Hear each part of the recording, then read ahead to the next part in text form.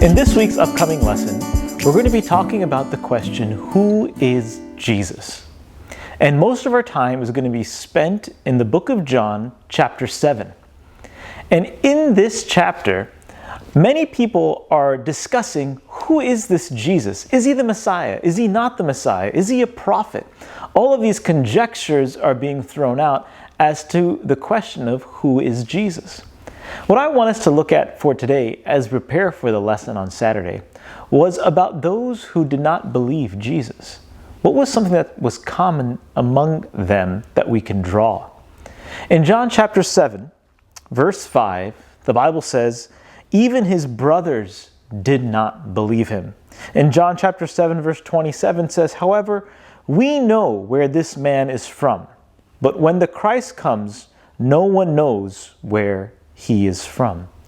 It's interesting to note in these two verses, what causes those people to not believe is their familiarity with Jesus. Even another place in the Bible, we find it in the 3 synoptic gospels, about this same kind of phenomenon where those who knew Jesus best did not believe him to be the Christ. And one such place is found in Mark chapter 6 and in verse 1 through 6.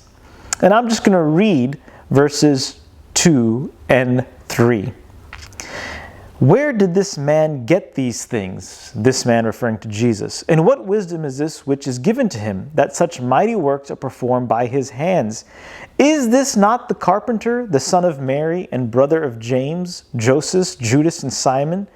And are not his sisters here with us? So they were offended at him. In verse 5, now he could do no mighty work there, except that he laid hands on a few sick people and healed them. You see, here again we find this familiarity with Jesus caused these groups of people to not believe. And because of that, miracles were not able to be performed in their lives. They were unable to be healed from their sicknesses. What about us? Being brought up in the church, being an Adventist our whole lives, knowing who Jesus is, being a Christian our whole lives, has that familiarity with Jesus caused us to be callous, to become cold? And because of that, God is unable to work in our lives because our faith has grown cold.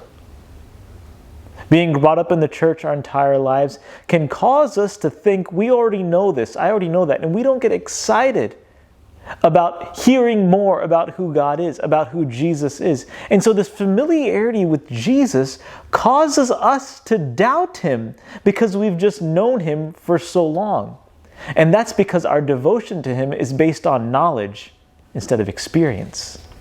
And that's the difference. Just knowing about Jesus is not going to cause us to have faith in him. But knowing Jesus, truly who he is, will cause us to seek after him more and more each and every day. So I ask you the question as you prepare for this week's lesson. Do you know Jesus? Or do you just know about him? Like the people in our story for this week. We know where he's from. We know whose son he is. Isn't that the son of the carpenter? Is not his brothers here with us? A lot of facts they know about him, but not actually getting to know the person of Jesus Christ. So I invite you this week, as you answer the question about who is Jesus, ask yourself that question. Who is he in your life? Do you just know facts about him? Or do you actually know him?